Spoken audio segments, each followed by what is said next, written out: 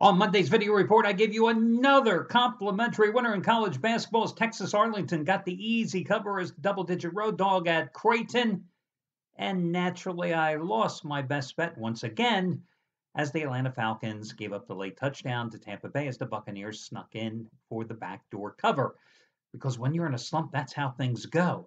So let's try to reverse things today. I will try to purposely lose today's complimentary play and win my best bet on the Boca Raton Bowl because I would personally be happy with that, and I think my customers would be happy with that. And I'm sorry if you folks on the video report where I keep winning the complimentary plays aren't going to be happy with that, but damn it, that's the way it's got to be. On this day in history, President Bill Clinton became the second U.S. president to ever be impeached. Quick, who was the first? I thought it would be an appropriate topic. Just saying, just throwing that out there. Who was the first? Andrew Johnson. There you go. You can sleep tonight because you have learned something important today, other than the fact that I'm going to give you a complimentary play in basketball. Now, not only did I lose with the Falcons last night, but I feel personally responsible because I was on the same side as Brad Wilton, who had been red hot here, but I personally put the kibosh on Brad Wilton's play on the Atlanta Falcons last night. And Brad, I want to personally apologize to you because if I was on the other side of that game, you surely would have won with the Falcons last night, but I screwed up that play for you, and my bad. However, last night, Tommy Brunson continued his red-hot roll, winning for the fifth time in 6 days, and what a nice roll it has been. He hit his sixth straight 150-dime NFL release since joining the site back in September when he scored with Kansas City over San Diego on Saturday. Then hit his first ever 200-dime NFL release with the Ravens on Sunday. Last night, back to his college basketball 100-dime releases as he scored with Idaho. They were a 5-point underdog. I think they beat Western Michigan by 30 points. You got all those plays for over half price off. Tonight, his normal top-rated 100-dime major wager release, number 7 out of 8. It's on Florida, Atlantic, and Akron.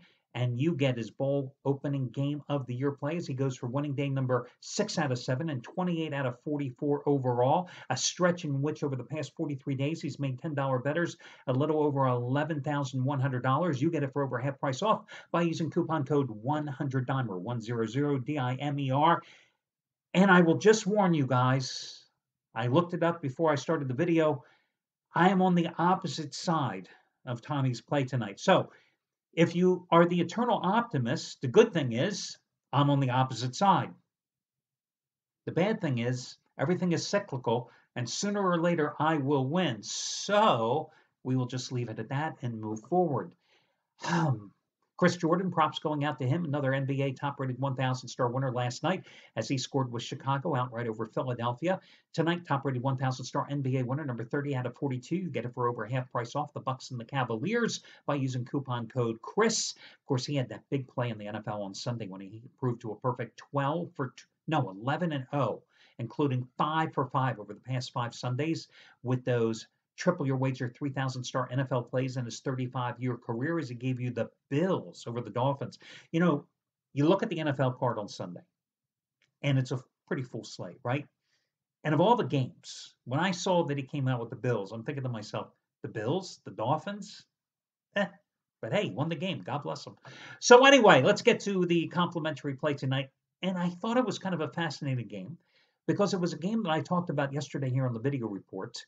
And it was a game that I warned you about, staying away from Boise State because they were at SMU last night. Well, SMU was back in action again tonight.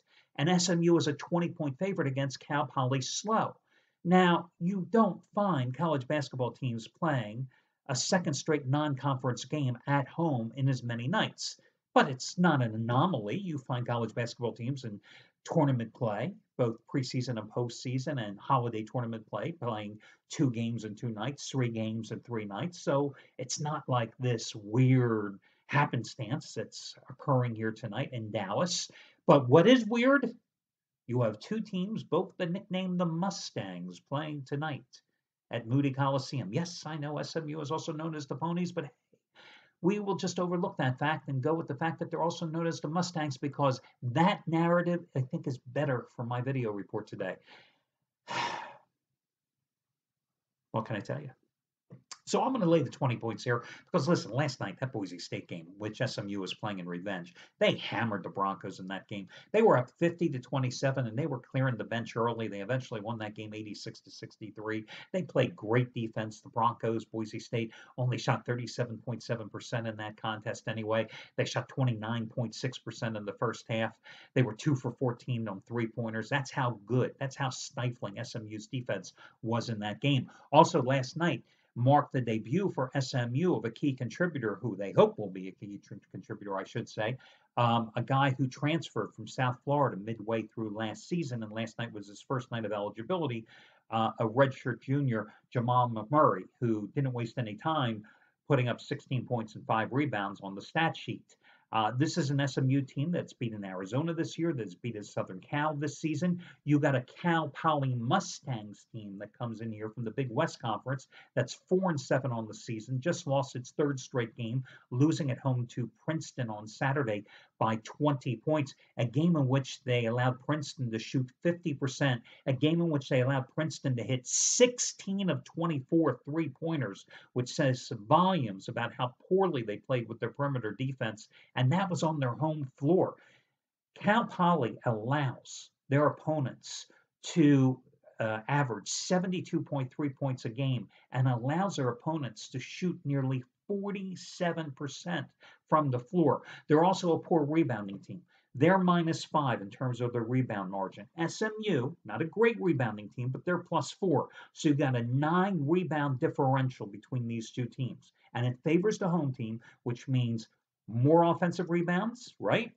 More scoring opportunities as well and second chance points. And that always helps when you're laying the big number.